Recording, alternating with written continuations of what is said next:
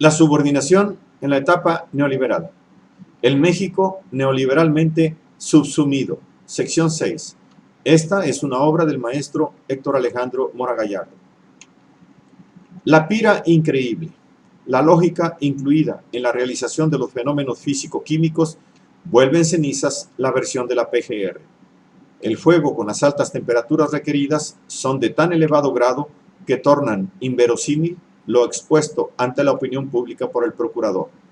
Para empezar, los habitantes del entorno no percibieron tan formidable incendio, y es hasta 2 semanas después que se les impide a los pepenadores realizar su trabajo en el basurero.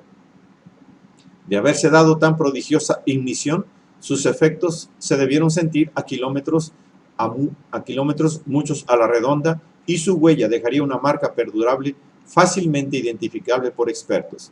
Y ni lo uno ni lo otro se dio. Tan mal coordinada fue la verdad histórica que los propios pilotos que volaron en búsqueda de los estudiantes desaparecidos no reportaron la inmensa hoguera en las supuestas horas en que estaba encendida. Sin novedad, dicen las bitácoras de vuelo de un aviador y de un piloto de helicóptero en misión expresa de localizar a los desaparecidos.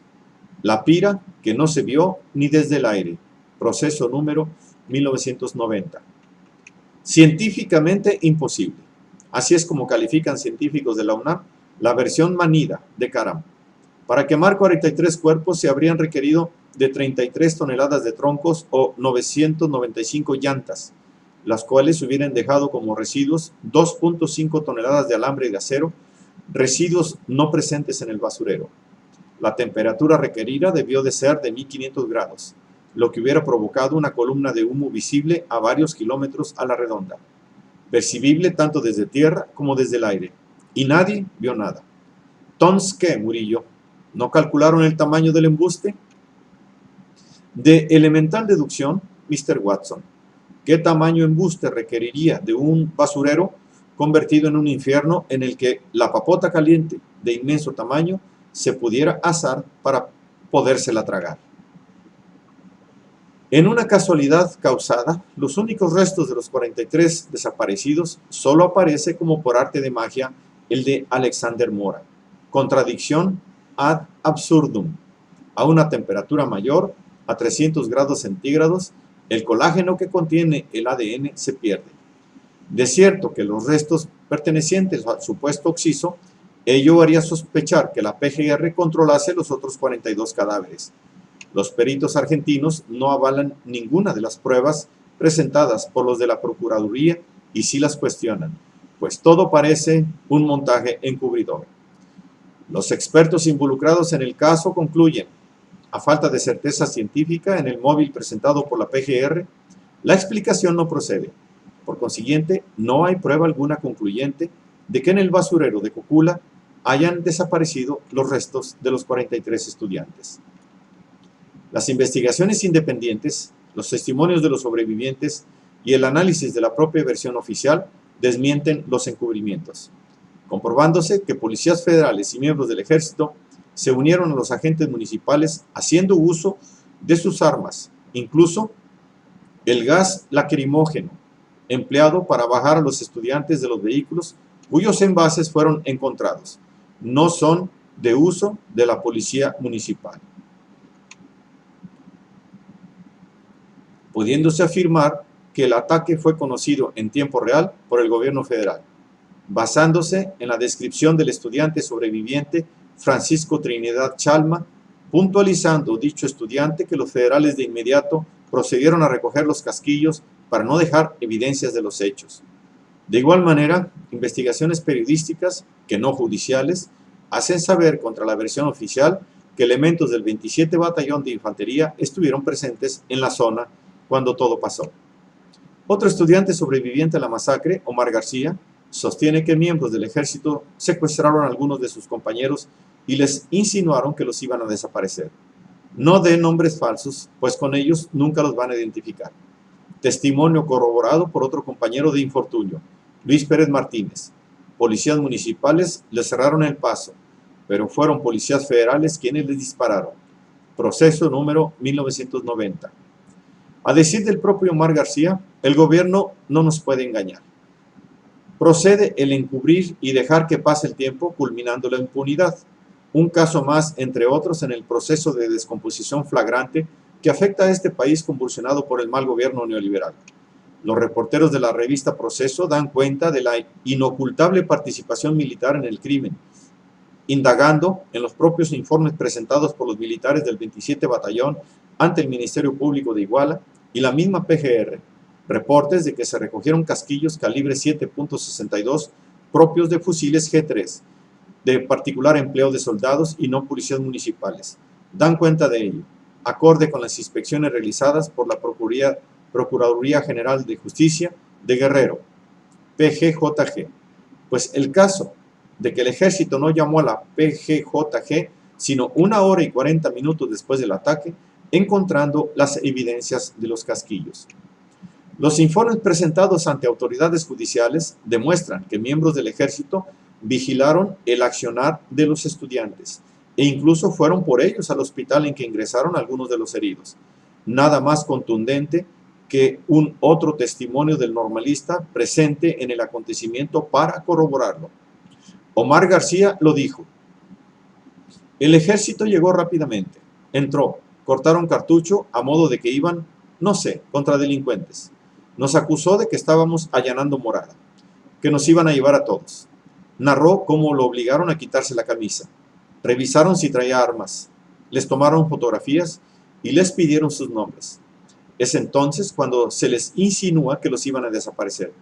Por algo será que hasta la fecha se prohíbe a los investigadores externos interrogar a los militares del 27 de Infantería. El trasiego de opio por el corredor Iguala-Cocula-Taxco complica la pesquisa. En el supuesto de que uno de los camiones raptados por los estudiantes llevara una carga escondida de heroína dirigida a la frontera norte, que no extrañe el número de muertos, desaparecidos y fosas comunes halladas en la región. Trátese de un Quito camión secuestrado por estudiantes que originalmente las autoridades trataron de ocultar. El Estado comete el crimen. El Estado lo investiga, lo encubre y pretende cerrar el caso con su verdad histórica. Todo un ejemplo de aberración política y jurídica. Cuando esto sucede, cuando la investigación no procura indagar los hechos tal y como se suscitaron, es que se trata de una operación de encubrimiento, siendo este el caso con la versión oficial del gobierno priista. El asesinato de 46 estudiantes normalistas perpetrada por 3 corporaciones represivas del Estado es un crimen de Estado encubierto por el Estado. Acción del Estado mexicano comprometido con mantener un status quo cada vez más injusto, por desigual, cual excluyente propio de la concentración de la riqueza que genera la política económica neoliberal aplicada de una manera intransigente por la caquistocracia PRI-panista, lo que termina en la aguda descomposición del gobierno civil y con la peligrosa tendencia de efectuar una violencia ilegítima por parte de los elementos que responden ante el orden institucional. Los normalistas rurales les resultan incómodos al régimen neoliberal, por ser lo que son ambas entidades, estudiantes de vocación comunista arraigados al campo, para cuando la égida burguesa se torna más intransigente y represiva, cuando el no pensamiento es prioritario para conseguir la alineación sumisa de los de abajo, cautivos en lo que debe ser una doble miseria, tanto material como espiritual, cuando la represión ejercida por el Estado tiende a agudizarse en resultas del deterioro económico que las propias políticas económicas neoliberales provocan. El incremento de la pobreza-miseria conforme se agudiza la crisis. El incremento de la pobreza-miseria conforme se agudiza la crisis obliga a los gobiernos intransigentes a intensificar la violencia legítima, violencia agudizada que se traslada a los ámbitos parapolicíacos y paramilitares como reflejo del ejercicio capitalista de acumulación de la riqueza en unas cuantas familias. Y para que esa violencia legítima se ejerza sobre el enemigo en el marco de la lucha de clases, hay que deslegitimizarlo, presentándolo como un disidente que atenta contra el orden burgués normal del status quo, considerado a priori como positivo, en una adecuación del subversivo a terrorista.